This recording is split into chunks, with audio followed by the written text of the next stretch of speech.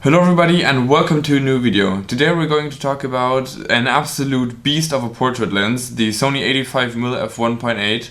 It's probably my new favorite lens. And yeah, I'm going to review it now. Cue the B-roll.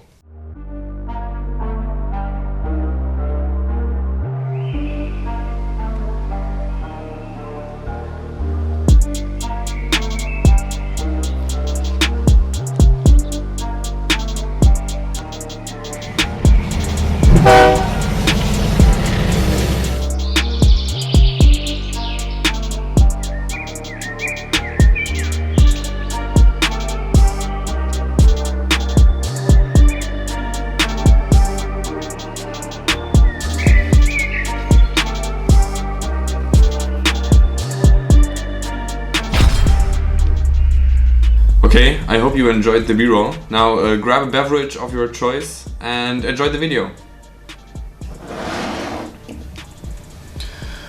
Okay, so off the bat I have to tell you that I'm actually not the owner of this lens.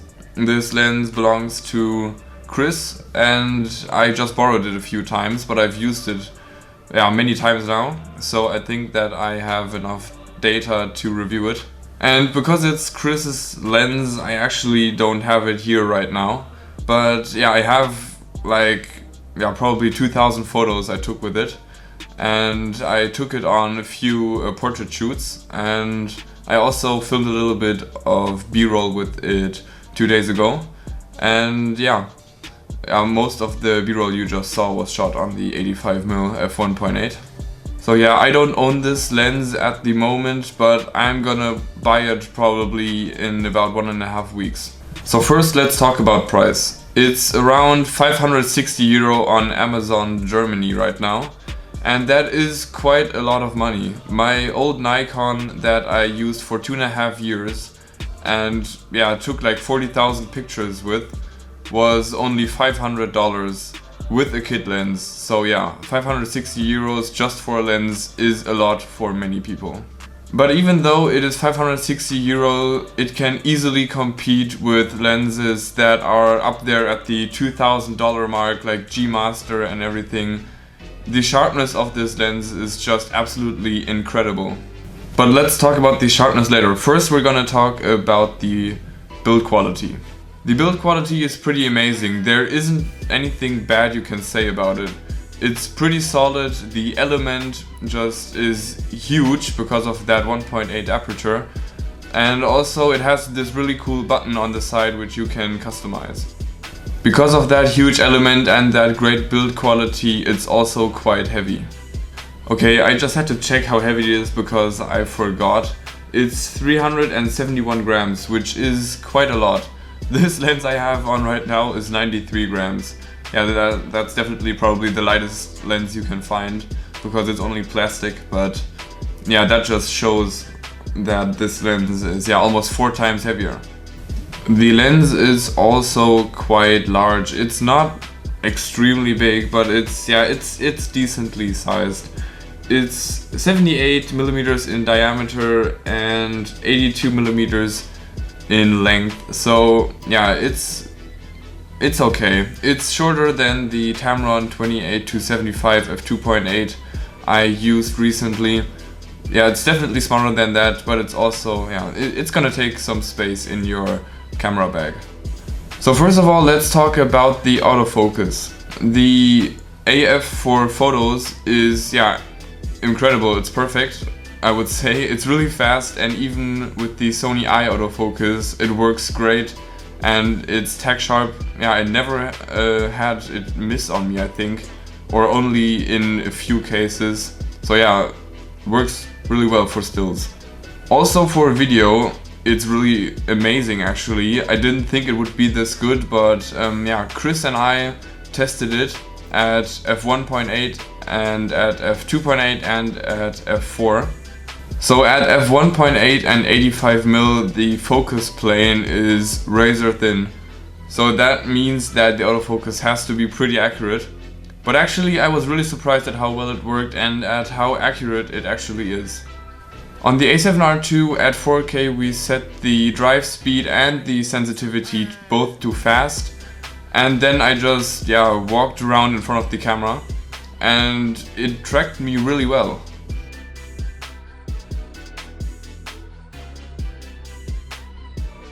The autofocus isn't the fastest, as you can see when I'm jumping in and out of frame, but I'm definitely comfortable using this because it's decently fast.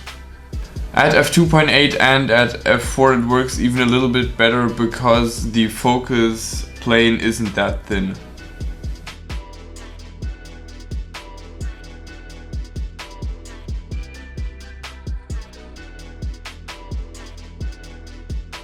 And another great thing about the autofocus is that the motor is absolutely silent. I can't hear a thing on the built-in microphone in these clips.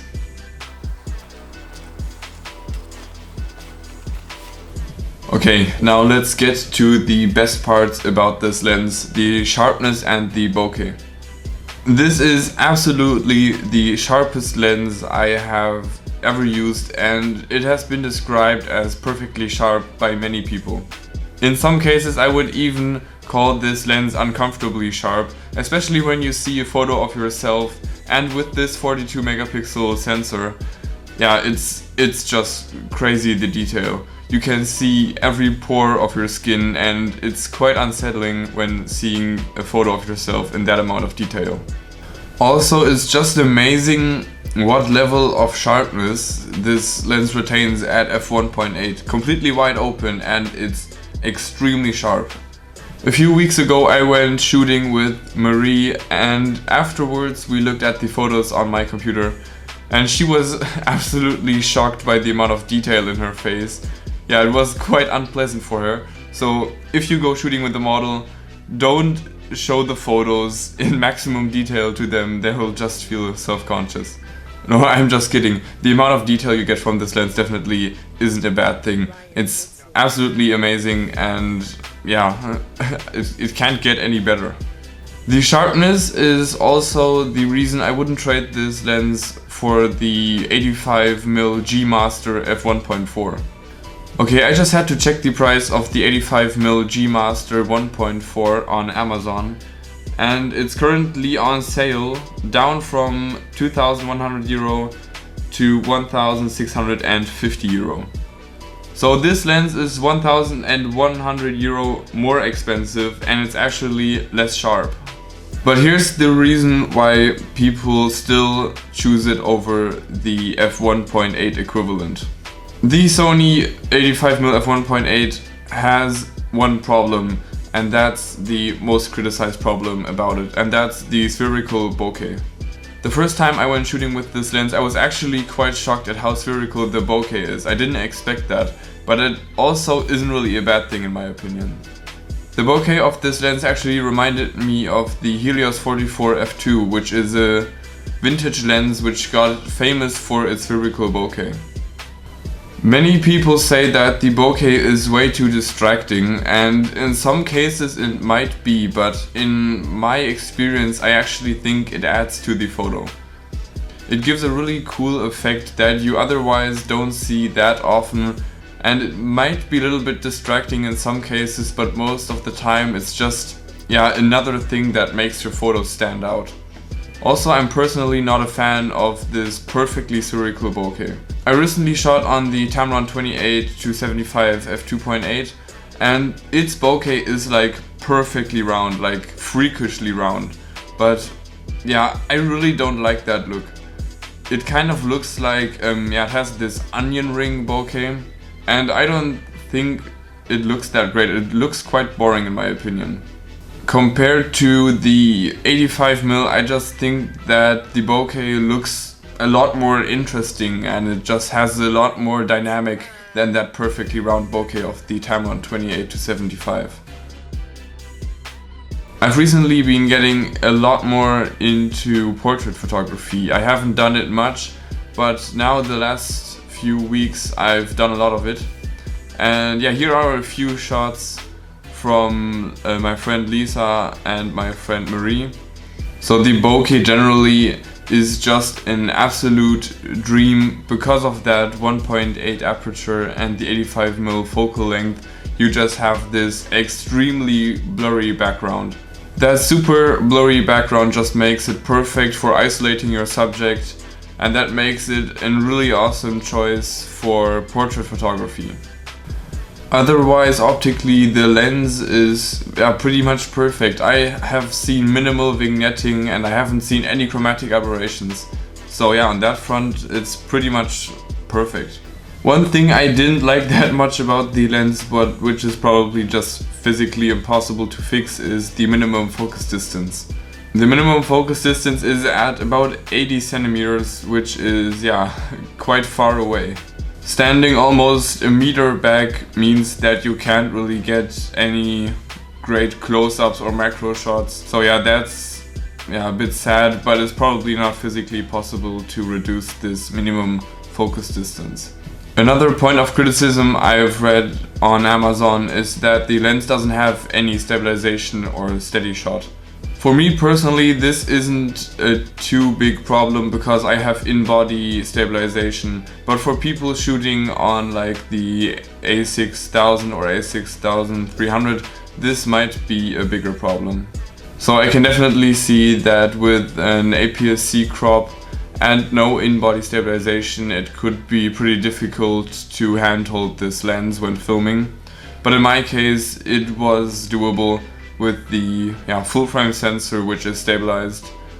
So if you really need to handhold this lens and need to rely on it being smooth footage and you're maybe shooting on APS-C, then you should maybe look somewhere else, because you may want that lens stabilization and steady shot.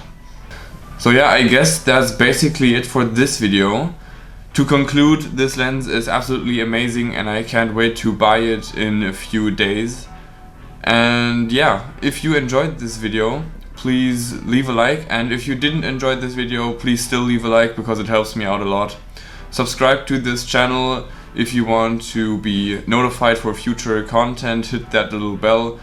And yeah, join the discussion in the comments. If you have anything to say about this lens, please do so.